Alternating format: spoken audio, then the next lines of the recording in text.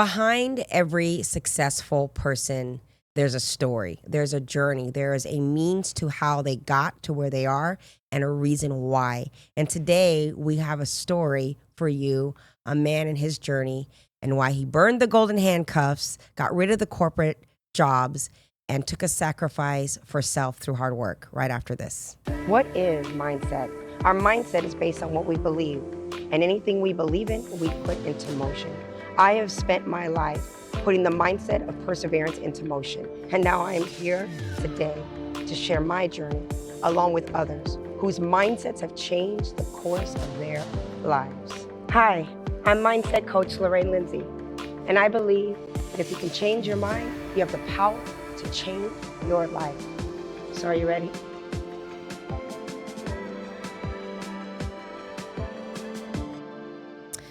Welcome back to another episode of The Mindsetters, where we believe that if you can change your mind, you have the power to change your life. I am your host, life coach Lorraine Lindsey, and I am here today to talk to a very special guest. But before we talk to this guest about his journey through success in life, please do not forget to hit the subscription button, give us a thumbs up, follow, share. Again, I thank you so much for all the continued support.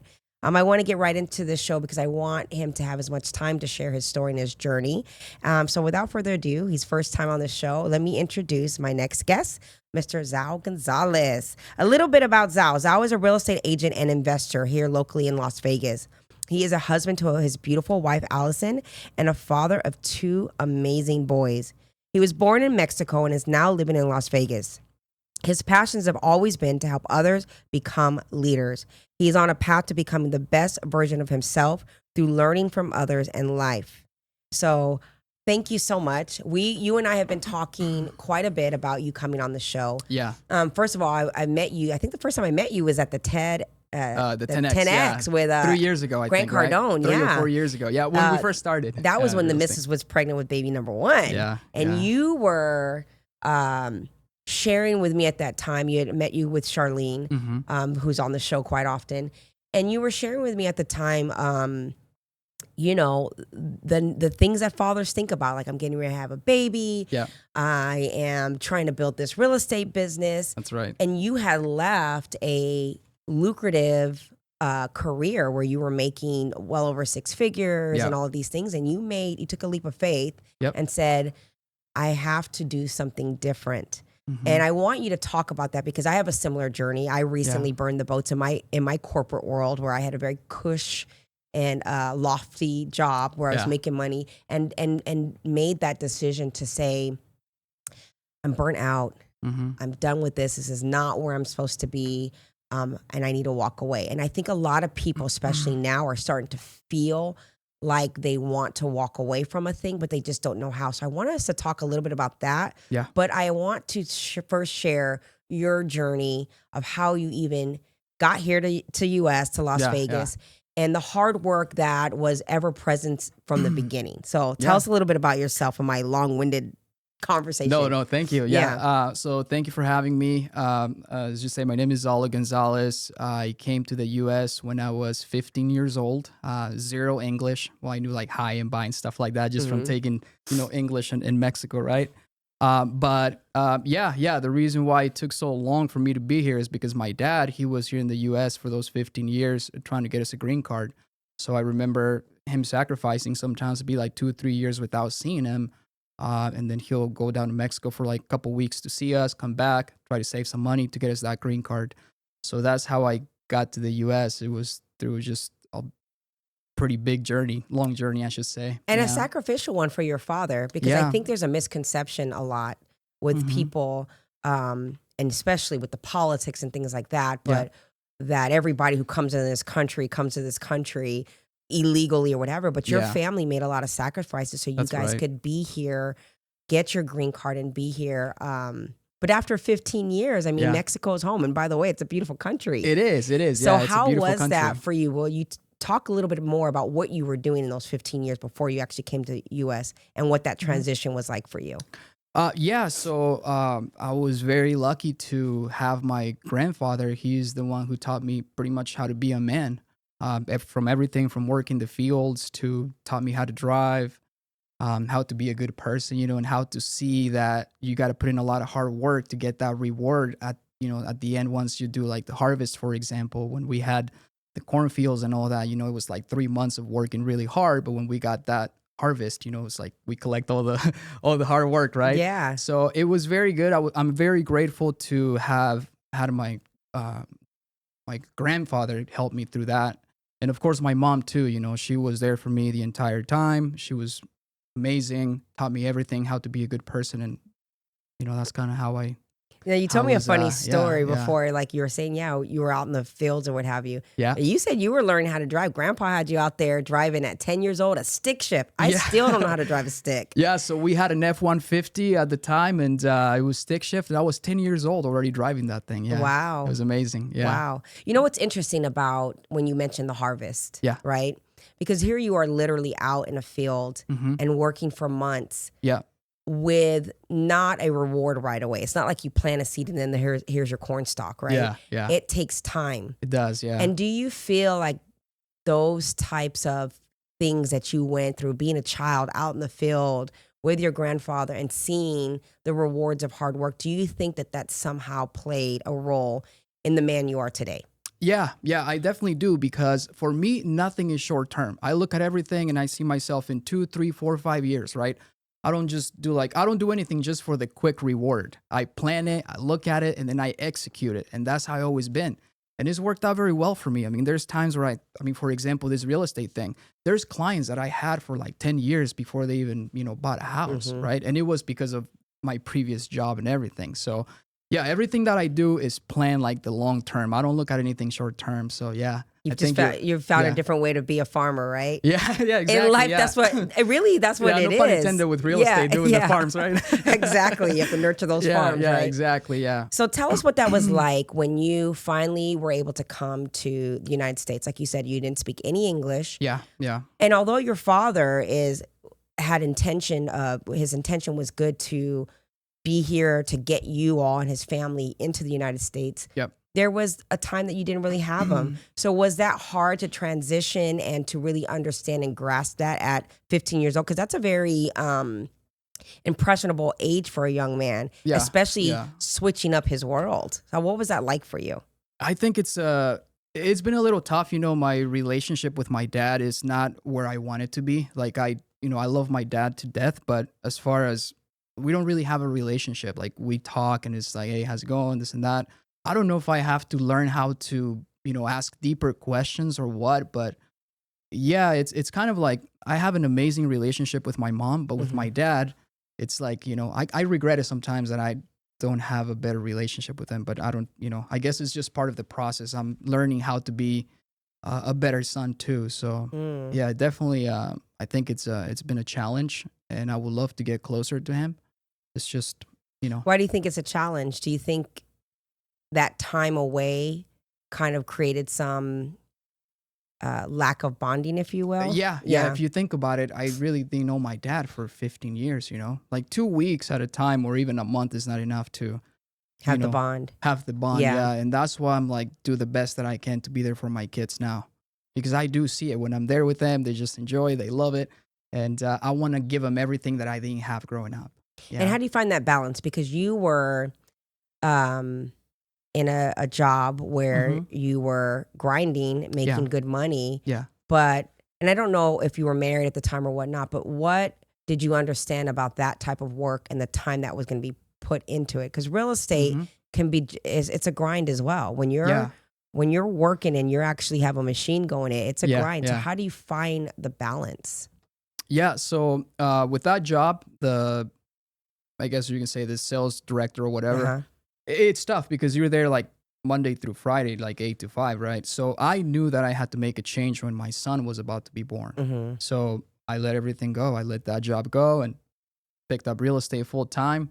And what I did though is have 6 months of savings to get myself in there. That's one thing I did do is make sure that I had enough money to leave that job, because like you said, I was making good money. It was like, in the over 100,000, and it's hard to do, but like I said, if you have a plan, which I planned it out, right? Like I do everything, you do have that ability to just basically execute it.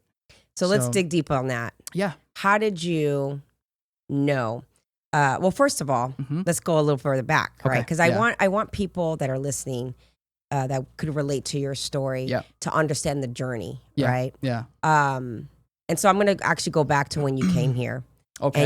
And you don't speak English. Yeah. And you had your whole world in Mexico, your friends and your family and all of these things. That's right. And then you come here, and then what? What was that like for you emotionally, and how did you find a way to adapt? And I know children are very resilient, but what was going on with you personally?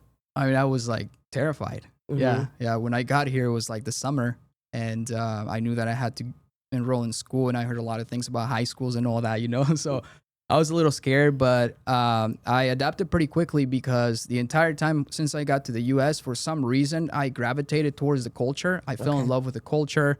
I was speaking English within like a year. Wow. Like, fluent. Yeah. And it was just because of all my relationships with all my friends, girlfriends, stuff like that. So yeah, it was really difficult for me to adapt, but I think just having the courage to submerge myself into the culture here is what got me to where I'm at today. If I didn't do that, I still see friends that are still doing the same things from 20 years ago, whatever, from high school and stuff like that. But for me, I wanted something different for myself. And why? I just felt like I always was meant to be something great. I don't know. I always had that. I always had that deep feeling that I needed to do something. I needed to go back to my town one day and be an example.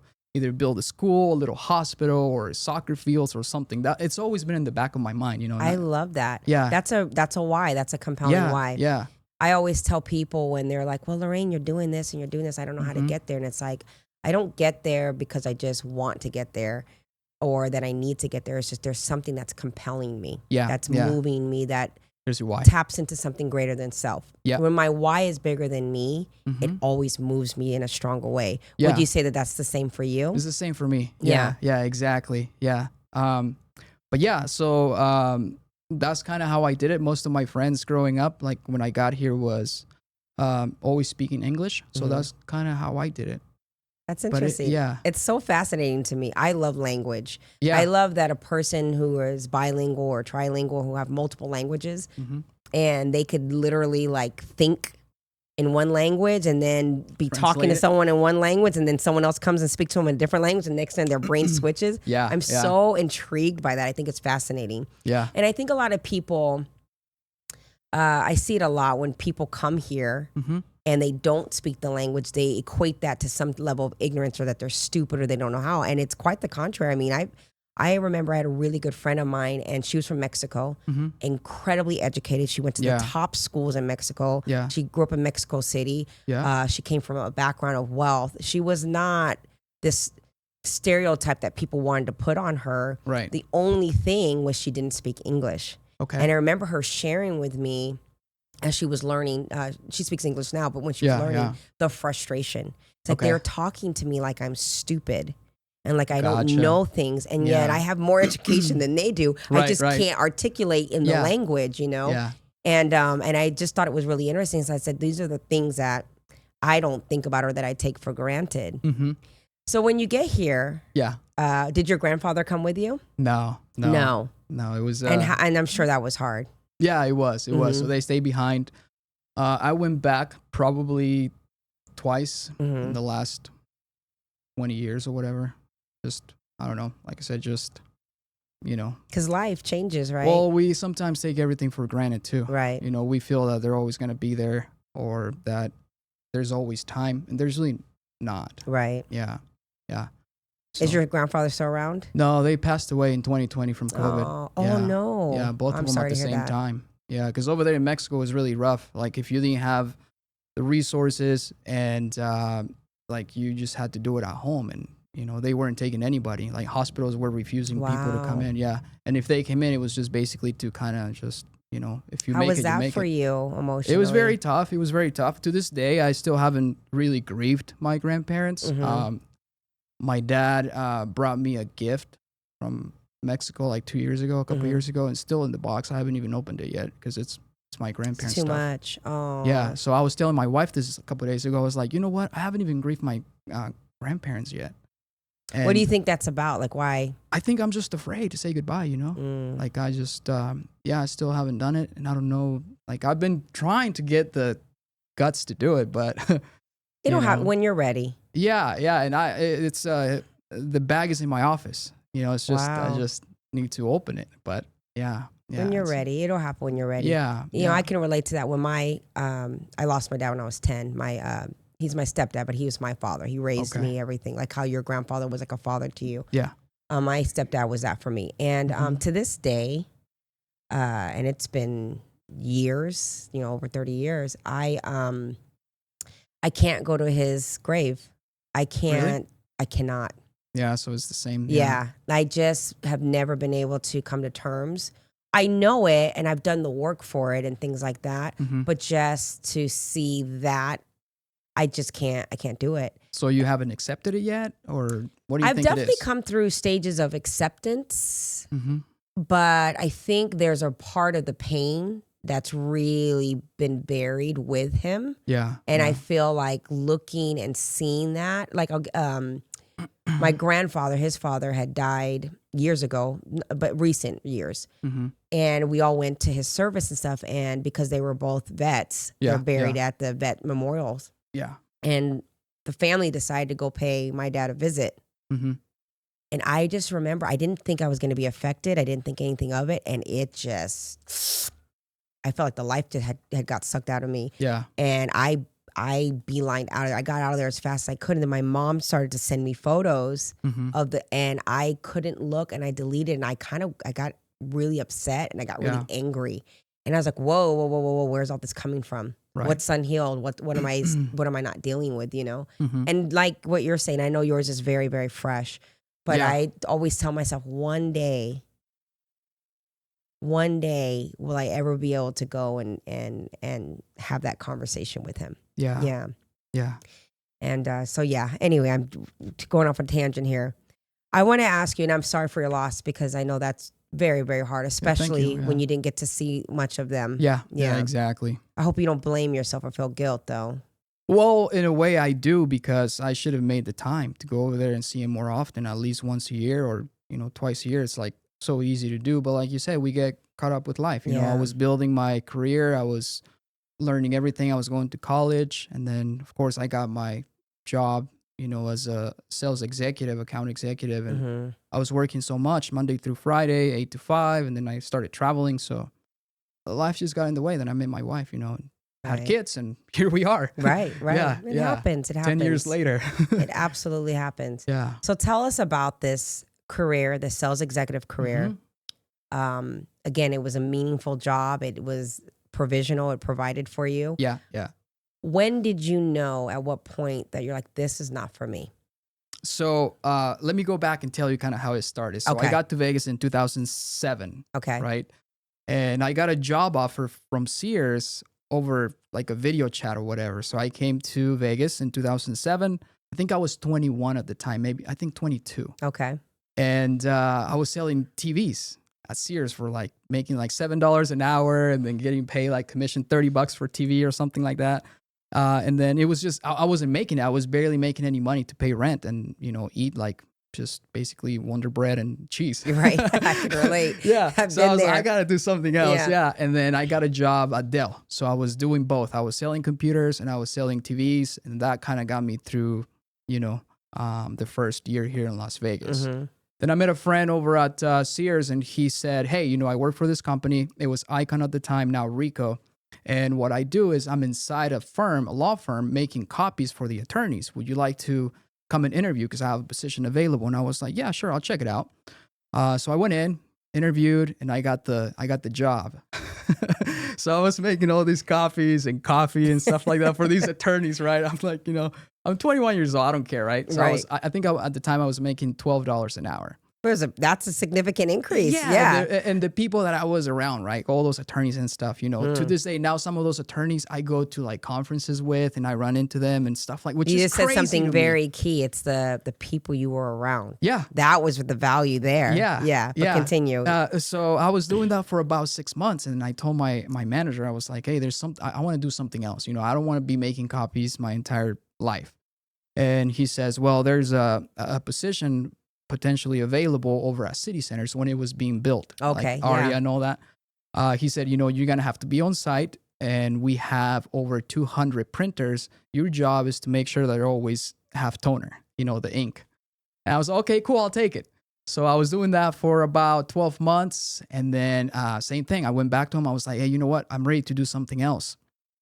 And then I got area manager. So we grew the account from one account to like 20 accounts. And then I was like the manager of all those accounts Wow. at 22 years old or whatever. There was people that, have been there for 10 years, still doing the same thing. And then I just, like, again, it's just me. That's just who I am. I go out and I want something bigger and bigger and bigger every time, Right. So that's what I did. So I got that position as an area manager in Las Vegas. I think I had like over 20 accounts, including Vegas.com, that, Perini building company, hospitals.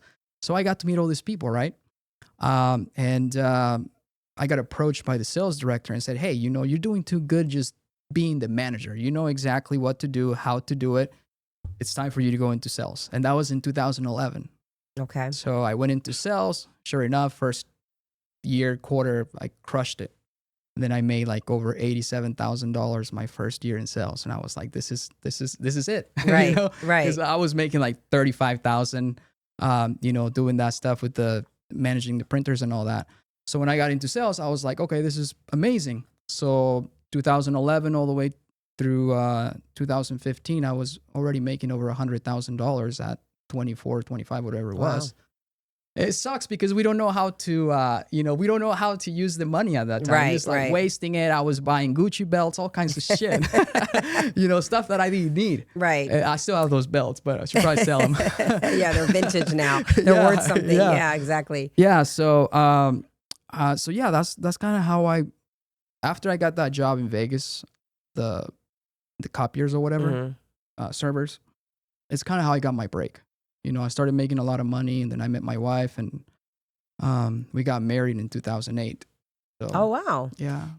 So then, okay. 2018. What is it? 2018? Right yeah. I met her in 2013, I think. Okay. So, yeah, 2017. Yeah. 17. Okay. Yeah, I'm sorry. I was Better get it right. She's watching. I was missing a number there, a digit. Yeah. No, I get it. Yeah. But what's interesting is it's one of the things that I hear you say is you didn't just take a job and do a job. You took a job and said, I'm going to learn this, and then I'm going to ask. Yeah. And you asserted yourself, right? Yeah. And this is something that even for myself and something that I've also instilled in my son and to people who are looking for growth. It's like, ask. Yeah. Be willing to do the work. Be your best and put in your best into the work, and then ask. Right. Because a lot of times people will get comfortable staying put in something that they're doing when they have so much potential for growth. And a lot of people are waiting for someone to come to them to give them the opportunity instead of throwing it out there. Yeah, just asking for right? it. Yeah. And you can ask and you can be told no, but if you know what's in you and you have the ask in you, you'll keep asking until you get what you want. And it seems like that's what led you down a pathway. Yeah. Yeah. So then here you are, you're growing exponentially, right? I mean, the growth is great. I mean, it's not like a 25-cent raise here. We're talking significant fluctuations in your income. It's going up. Yeah. The trajectory is great. Then what made you decide, I'm making this money, I'm growing exponentially, but I don't want to do this any longer? Yeah. And to really to start over. So what was that, and how did that evolve? And then how did you plan and then finally pull the trigger? Yeah, so a couple of things. The first was that I was working too much. I was working Monday through Friday, pretty much like sometimes till like 8 p.m., right? Spreadsheets. I had a team of 35 salespeople because after I was doing sales here in Vegas for a couple of years, I got promoted to a sales director for 10 states. Wow. Yeah, I forgot to throw that in there. But yeah, I covered the West region. So I was working a lot and I was making the same amount of money. Actually, it was decreasing, right? I was doing a lot more work and it was decreasing. Like, oh, now instead of you having a quota of $10 million in sales, now you got to sell 20 and still make the same amount of money. So I kind of saw that. I can relate to that too. Yeah, yeah. I kind of saw that. I was working too much and I'm making any money. So I was like, there's got to be a different way. So I started like reading, Grant Cardone, and that's how we met. Yes. Yeah, and all that stuff. And I was like, okay, cool. So there's a light at the end of the tunnel. And my wife got pregnant too. And that's when I decided, you know what? I got to quit this job. I can't be away when she's pregnant and, the new baby gets here and all that. So it was mainly that my baby boy was going to be born, but also just overworking and not getting paid for it. Yeah. It's interesting because I'm going to tie it back to what you said, coming here at 15 and having kind of an estranged relationship with your dad. Yeah. Your dad intention is no different than your own intention to be a hardworking man and to be a provider for your family. Yeah. But the thing that you learned is that how do I do that, but then also be able to provide quality of time? Yeah. So, and I say all that and I emphasize that because a lot of people that I talk to, especially when I'm coaching, they are really glued to the narrative of what has happened. And usually it's tied into faulting or blaming a parent, right? Right. And some people have some crazy stories and hardships and things like that. But it's like, how do you free yourself from repeating pathology and repeating cycles by looking back? And it's like, well, my mom or my dad was great here, not so great here, or maybe they weren't great at all. But what could I learn from that regardless? And so for you, I think that's really commendable. Yeah. Because you seem open to building something, and you seem to have a very good understanding of what your dad's intentions were. Correct. Yeah. He didn't understand the impact of that, but there was an intention behind it that you understood. And saying, okay, that's what he taught me. He taught me hard work and to sacrifice for your family, but he also taught me that quality time is important. That is correct. Yeah. Yeah. So I think that's remarkable. So you quit.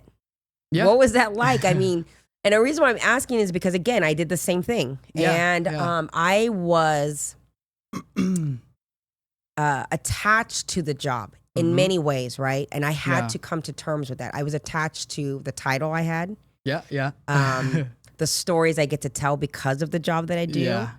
The people that I get to meet with the job. Of course, the income. Yeah. There was this glamour and this sexiness about what I did. Yeah, the title. Yeah. And it created some identity construct that my ego was attached to. So not only did I need to disassociate from that ego and that attachment to that career, and the money was good, I had to believe in myself enough that I could start over at an older age. Because when you're young, you can do whatever. You can do whatever in your mind. You can conquer the world. You can fail as many times, and you're not as necessarily scared to take risks for some people. Yeah. But as you get older, and now you have family and responsibilities, the risks become a little bit scarier. Yeah. So for you, what was it like? I mean, how did you plan it? When did you know? Was it when your wife got pregnant, or was it because of the hours and the work? And was there a shift in the way you felt about the work? Yeah, so it was all of the above, right? Okay. I was done. Like, it was just, I didn't want to be on a plane anymore. And like you said, it was hard to let go of the perks, the free miles, free rooms, all of that stuff. Car rentals and all that, the title, right? Because you walk in and they're, how's it going, Mr. You're like this level, here's everything, right? It's crazy. But I think it was just, I was overworked. I was working too much. I was away from my family and I just wanted to be home. So there was like 6 months I was telling my wife, hey, I'm ready to just quit. And that's when we started planning how to save enough money to go into real estate full time. And I was so lucky too that my sphere, it's amazing. Like I was doing copies for attorneys. So now those people, I can reach out to them and they're like, hey, how's it going, right? And you had to know not to be afraid of that. Because that was my issue too. When I burned the boats, I was like, okay, I have this incredible sphere. Yeah, you do. People, I have this, for those who don't know, a sphere in real estate. They always tell your SOI, your sphere of influence. It's like, who do you know that might need a want to buy or sell? Yeah. And being able to talk to those people, right? Yeah. And I was very paralyzed by the people that I knew, my own circle. Yeah. So... But you knew you could tap into your sphere, and you were not afraid to do it. I did it right away. Yeah. So I posted it, and So Facebook or whatever. So you put in a plan. And here's another thing too, which is something for people out there who are in this thing where I'm like, I just need to get out. I'm just burnt out. Yeah. is really understanding and getting clarity on that. And my whole thing for me personally too, and I'm sure by what you said, is progress is power. I feel like fulfillment comes from that in a great deal. Yeah. So whenever I am thriving in life and I'm progressing, even if I'm going through hardships, a little bit of progress goes a long way to keep me going and keep me motivated. Yeah. And one of the telltales for me in my career was I had stopped progressing. I had kind of hit a ceiling, and me taking the accountability to that was I hit a ceiling because I didn't have it in me to work harder or to put any more to get to the next level. I didn't have a desire for the next level. I hit wherever that was. And then also too, I just didn't want to get up and go anymore. I didn't want to call another customer to come and gamble in the casinos, or because I was in the casino business. And I just kind of like deflated. And that's when I knew, that I had to put a plan in motion. But the support system was very important for me too. Gotcha. I needed to know that the people that were in my lives, like my honey, it's like, okay, I'm ready to quit. And how do you feel about this? You know, because it's a big income I'm going to walk away from. So do you feel like that, having that support kind of gave you that little push to do it? Or would you have done it anyway? No, definitely. You got to have the support. You know, you got to have the approval from your significant other. My wife has been great. So she's been supporting me the entire time. As a matter of fact, she sends me clients from time to time too, you know. Nice. So she's been there for me since day one. And I think at the end of the day, that's the most important thing. If you got somebody that believes in you and has your back, I think you can do anything you want. Yeah. Honestly. And even if you don't, I mean, you were going at it before you had that. So that's why I ask, like, if you didn't have your wife at the time, let's say you were a single guy and you were burnt out, do you think you would have kept going? Or do you think that wife and being pregnant was that kind of straw that broke the camel's back to say, okay, it's time? I think I would have kept going. Yeah. I was on a trajectory to probably be like I don't want to say this, probably the CEO of the company. You know, because I was like one level below. Wow. I mean, I was literally like already going to meetings with like the CEO of the company, with directors from like all over the country, you know. So, and I was like the youngest at the time. Yeah. So that felt pretty good too, you know. I was like, do I really want to leave all this behind? And, you know, being like the youngest guy in the company at, you know, doing this massive stuff, you know. So, but that why was more important. Yeah, it was. And that's powerful. Yeah. I always tell people, tap into your why. Yeah. You know, before you make a decision, be clear on why you're making that decision. Get clarity, because your clarity will be your power. Yeah. So you quit. Yeah. You saved 6 months. You're like, all right, I didn't just quit and be zero. I had to put some plan into motion. Yeah. But it actually will light a fire underneath you, right? Because it's like, okay, I got 6 months here to make this work. Yeah. Yeah, exactly. Or either I got to figure out how to get my job back. And nobody ever wants, me personally, I'm like, my why right now for walking away is to never have to go back. Yeah. That is the compelling why. Like, I will do whatever it takes to never have to go back into that industry. And then if I change my mind and choose to, I'm allowed to do that. But for now, I don't want to. And that's what keeps me out and keeps me motivated to work. Yeah. So how was that? You get into real estate. Yeah. And everyone sees these people and these powerhouse and these realtors that are making all this money, and everybody, there's a lot of facade out there, right? Yeah. People get their first commission check and they spend their entire check on their outfit, and then they post like they're bawling top producer next to somebody's car that's not theirs. Yeah. Right. Here's my certificate, right? And not to knock anybody who does that. But the reality is, and I've learned this myself, that it takes work. It's a business. You have to work it as one. So how did you farm this business to get it to grow? Because from the time I saw you at the Grant Cardone thing to now, you've had quite a bit of success. Yeah. So how did you do that? What was the mindset? How did you get it going in such a small period of time? Yeah. So honestly, it was my experience, right? In sales, you know, I knew how to work a pipeline. So follow up and all that. And the main thing too is just like growing with books and Grant Cardone, going to those conferences, believe it or not, they changed my life. If I didn't go, I probably wouldn't be here. You know, like the first time I went to see Grant, I was like, there's something else out there that we can do. Even if it's not billions of dollars, right? You can probably still make $1 million, $2 million in real estate just doing sales. But when you become an entrepreneur, there's so many things that you can do. You can easily become an investor, and now you're like, doing another arm of the real estate. You can lend people money. There's so many things that you can do. So, it's It becomes scalable. I yeah, think that's what I yeah. loved about It becomes scalable. the idea of real estate for me. Yeah. I was like, because I got into real estate because I was liquidating. Had property and I wanted to liquidate, Mm-hmm. and I wanted to have more my ear to the ground, and I Yeah. wanted to be more involved in the transactions and understand those things. So that's how I Yeah. started into it. Okay. And then I started looking at the business like, wow, Yeah. this is so incredibly scalable. Yeah. And when you have your ear to ground, it's everybody that I knew in the Mm-hmm. casino world, my clients that were billionaires and millionaires, Yeah. Yeah. they all had a strong real estate portfolio as part of their wealth, part of the wealth. Yeah.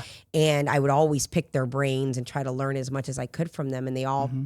fundamentally say the same thing. Yeah. There's not like this secret formula per se. It's just they have a system that they stick to and it's consistent. Yeah. Like the farming. Yeah. And then yeah. they get their harvest. That's right. Yeah. So where are you at now as far as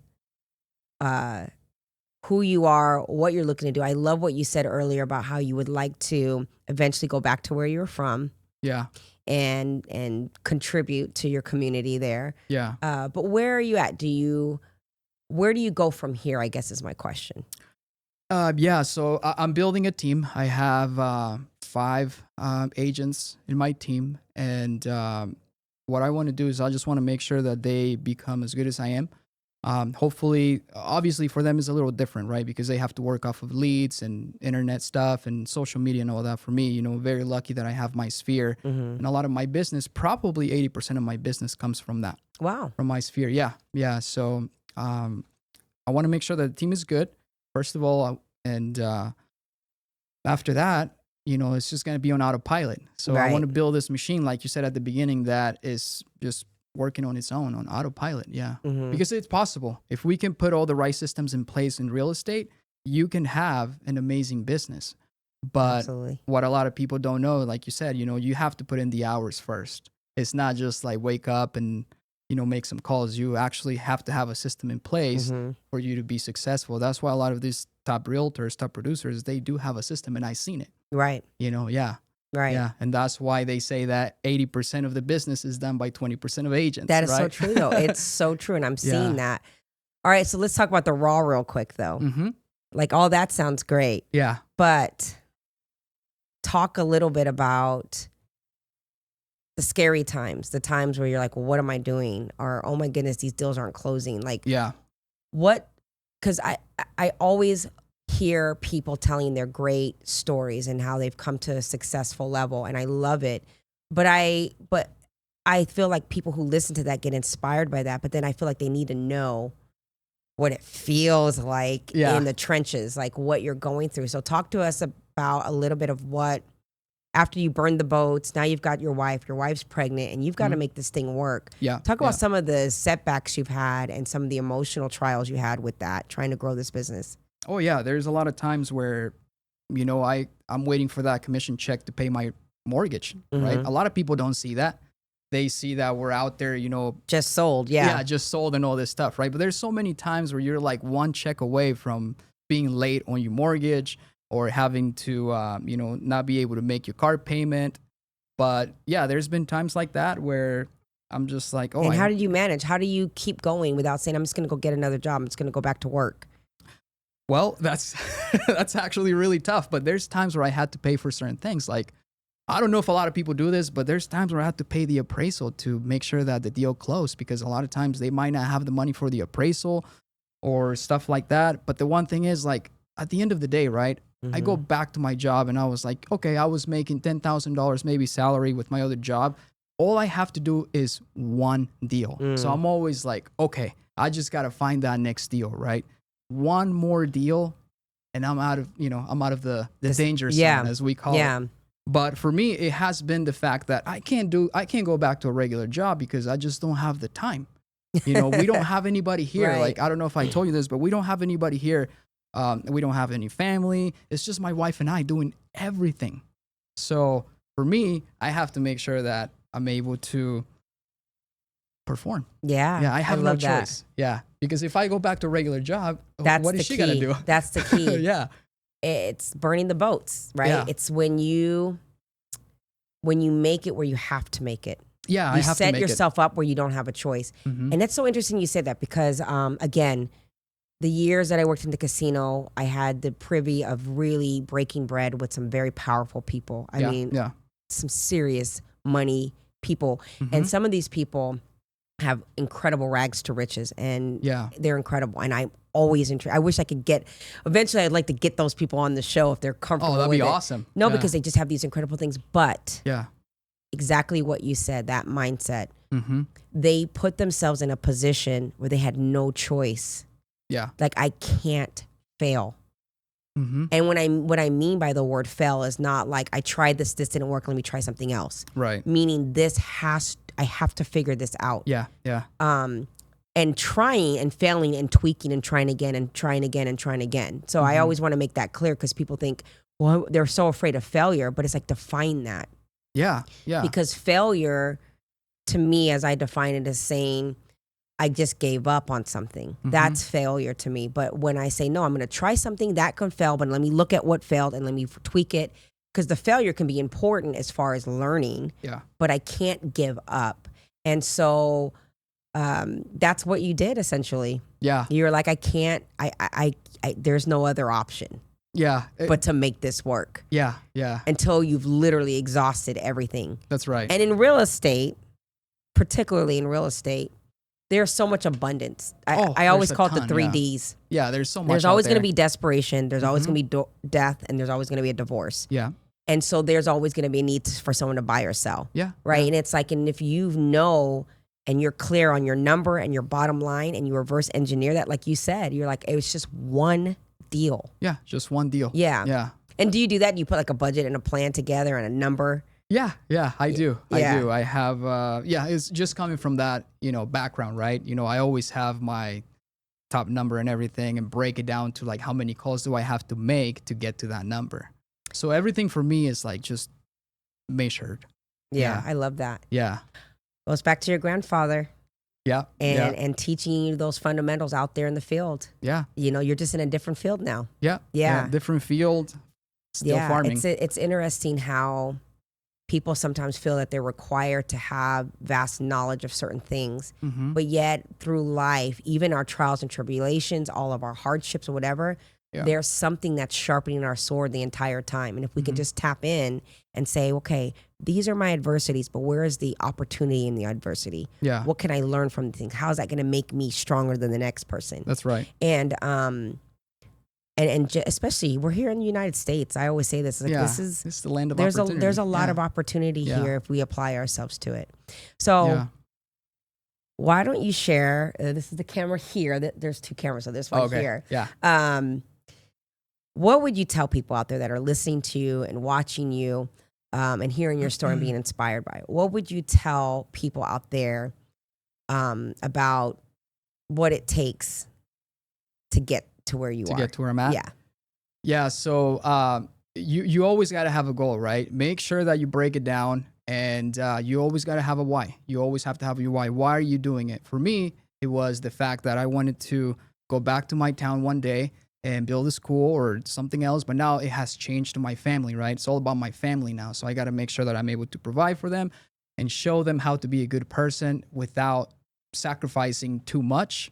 But the number one thing is just have your goals and have your why, and that's how you get there. Yeah. Yeah. I know that. there's probably I could probably go in like 100 different things. break it down. But I think that those are the fundamental truths, right? It's like, okay, why do I want this? Yeah. Why do you this want is it? why. Mhm. How important is that for me? And by the way, what I love what you said is your why can change. Yeah, it does. It doesn't does, always yeah. have to be the same why. Why do I want this? And when you understand it, like when you really get it down into your core, ask it 7 times. A girl I talked to on the show, she's like, layer it up 7 times why, so it really hits the core. That's right. Yeah. And then the how comes. Where do I start? And you just put one thing in front of the other. You have the goal, you set the goal, and then you reverse engineer it. What's the one thing I can do today? Yeah. Yeah. Break it down to the one thing that you can do today. Yeah. That's right. Yeah. I definitely would love to do a second show on just specifically burning the boats. Yeah. Like yeah. really helping people to figure out and get clarity that it's time, Mm-hmm. and then to put a plan in motion so they can properly exit their business Yeah, or whatever yeah. they're doing, and put a plan into motion on what to do next. Because here's the thing, I did all the planning Yeah. before I burned the boats, Okay. right? Yeah. And this is where it really got me. And I wonder if you went through the same thing. Mm-hmm. I knew I was ready. I got clarity that I was ready. And I put plans and I liquidated. I made sure I had a nice nest egg to walk away, right? Mm-hmm. Just like I did. Yeah. Yeah. So I was good. I felt comfortable monetarily. Like, I can do this. I know I'm a powerhouse. I can make that money. I'll whatever, right? yeah. What I didn't plan for was when I finally did it, it was like that moment of skydiving, like jumping out of the plane, all that anxiety to do it. And then finally you jump, you're out. Yeah. And you're just free Yeah. falling. And then You you're need a waiting for that parachute and it opens. Yeah. And then you land. That's But here's right. what happens when you land. You get all that thrill, and I'm just like, I finally did it. Mm-hmm. But when I landed, I wasn't prepared emotionally about how I was going to feel. Okay. And what I mean by that is I went from a corporation where there was a set of SOPs and procedures and things that I That's right, that yeah, I was regimented to do and required. Yeah. And I had people that expected me to show up. You had a roadmap. Yeah. I had to learn how to show up for myself. Yeah. And I wasn't prepared for that. Gotcha. You know, Yeah. and I 'Cause nobody's also, holding your hand anymore. Or no anything. one's holding Yeah. my hand. And I walked into a corporation that had already laid down the ground, the foundation was there. I Yeah. had to, I'm like, oh, I got to literally learn how to pour and Right. put this foundation Yeah. together. And it was overwhelming for me. And so Gotcha. I would love to help people to really get past that part, Okay. you know? And I don't know if you could relate to that. I mean, it's like you're scared, you're afraid, you're excited. And then you're like, You think it was a overwhelmed. support? Like not having somebody there to show you how to do it, maybe? Because yeah, I think so. And knowing when to ask and who Yeah. to ask and how to properly delegate and spend, right? Yeah. Because when you're building a business, there's a cost. Mhm. And because I had the nest egg, I'm thinking I can go spend extra money Right, to do right. things that I learned very quickly was not the best approach. It's like, Yeah, just because you yeah. have the money to spend on this and that, budgetize it, yeah. it's not the right time to do that thing. Correct, yeah. And so really having to learn, and you're right, the support, like going to the right people and saying, hey, Yeah. I need a little guidance here. Hey, and having to let go of the ego to ask that, because again, I went from being a big executive and having all the answers to now having to humble myself to That's ask. right, yeah. So that was a big thing for me too. Yeah. And Yeah. I think in real estate, that's the most important thing is having somebody that can support you too, because I almost left real estate in 2020. Wow. Yeah. Yeah. Just because of, where I was, the team that I was with, it's just, there was no support or anything. I was like, okay, so this is probably not going to work. But I left, I created my own team and I started doing a lot of research, reached out to a lot of people, and they showed me the way. My That's broker powerful. and Yeah. yeah. But so if you're in real estate, just make sure that you're surrounding yourself with the right people, because you could have a horrible experience and go back to your job, Right. That is so true. Yeah. Your tribe yeah. is very much a part of it. Yeah. Yeah. So that's what happened to me. And then when I Yeah. did it on my own and started learning from everybody else, it was like, okay, yeah, this is what it's supposed to be. It's fun. You make a lot of money and you make so many people happy. At Yeah. the end of the day, right? When you give somebody the keys, even if it's an investment property, the excitement never goes away. Like when they get that house for their next rental or whatever, right? They're, oh, hell yeah, I got it. Or Yeah. the first time home buyers, when you give them the keys, oh, that's an amazing feeling. It is. It doesn't, yeah, I don't Absolutely. think you can, yeah. 100%. I facilitated people's addiction with gambling, and I transacted big deals, and it did not feel good. But this, Right. Yeah. like you said, handing over that key for that bigger person, purpose, huh? Yeah. Yeah. Much bigger purpose. Yeah. Yeah. Yeah. Well, I thank you. Yeah. I thought this was great. I love your insight and your openness to share your journey, and I definitely would love for you to come back. And Yeah. and I know we're gonna get back your podcast and get you going. We'll get it back. Yeah. And, thank you for having me. And I know this was like my first podcast since I, stopped doing mine. So I'm a little rusty maybe. No, you were great. And, You were there's great. a lot. I mean, we can go into detail on so many different things. Yeah, but totally. obviously Well, we we'll can be plan here all for day, it. right? Yeah. Well, tell people how they can reach you if they are looking to either buy or sell a home, Yeah. or if they're looking to maybe switch teams and be on a powerful team. Yeah. So my Instagram, it's Zaulo Gonzalez. just at ZAULOGONZALEZ, or my cell phone number is, maybe I shouldn't put my cell phone number on this, but 702-370-4132. I'm always open to have a conversation about real estate. If you want to get into real estate, or if you're trying to buy, sell, just reach out to me. Yeah. Great. Well, thank you for having, or thank you for being on the show, I should say. Thank you for having me. Thank you for having me. Yeah. Thank you for being on the show. Yeah. And thank you all so much for watching again. Do not forget to hit the subscription button. And until next time, ciao. My eyes.